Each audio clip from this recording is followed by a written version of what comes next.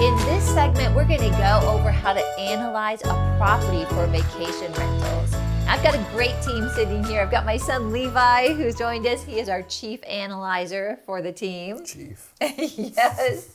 And our realtor, Jantina. Jantina, thanks for joining us. Thank you for having me.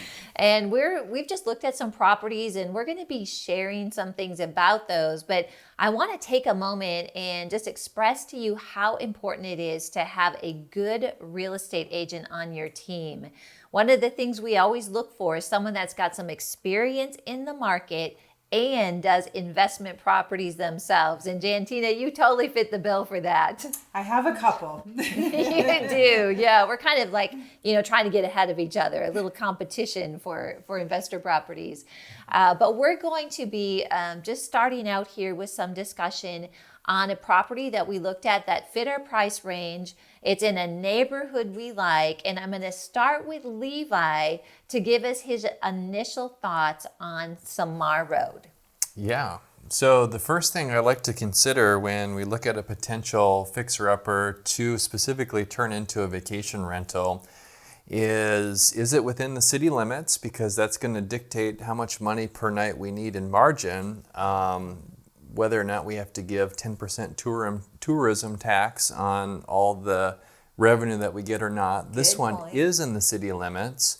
It's in a neighborhood that does not have an HOA and is Airbnb or short-term rental friendly. So, in the city limits, that's not ideal because we lose 10% of our revenue, but we can get a license for it, so that makes it viable. Yes.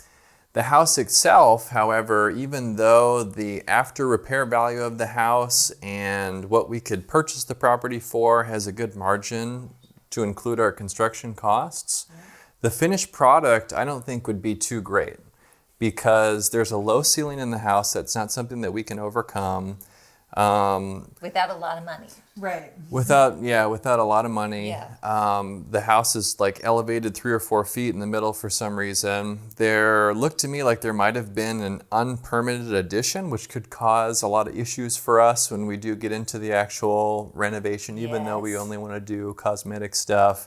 It has the original cast iron pipes, which would be expensive to fix. And if there was ever an issue with the plumbing in a long-term rental, that's not that big of a deal. You can make those repairs with a tenant in it, even though it's not ideal. Short-term rental, that can absolutely tank your reviews. And if that happens early, you might not be able to come back ever from an issue like that. So those are a few issues.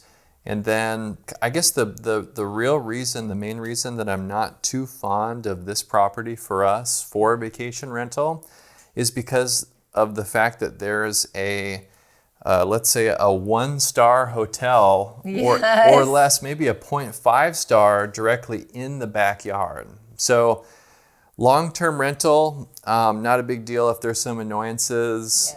The tenants can overcome it or we could, try to do something with greenery or something like that to kind of block that out. But because those reviews are so critical with the short-term rental and your success is dependent on getting 5-star reviews consistently, one noisy evening with bad guests in that hotel could absolutely tank our investment. And I think it's too high risk for all the money that we would put into this property. That's really good. And actually in that discussion, Jantina, I saw a lot of tips for us to share. One of those is pay attention to how the city culture is towards vacation rentals. And Jantina, maybe you can comment a little bit on that. Well, my thoughts on Samar, I'm a little nervous about the multi-level, the different levels of the flooring. I think that could potentially be a liability issue as a rental. The last thing you need is somebody tripping and suing you and they're, that just messes everything up. That's like tip number 2 already that we have pulled out of this conversation is to pay attention to those liability issues. And you're right. I mean, I've been in houses where you don't see the step. Correct. Right? And all of a sudden you're down. Yeah, that's really good. People falling face first, not good for the reviews. No. Hard to bury those reviews.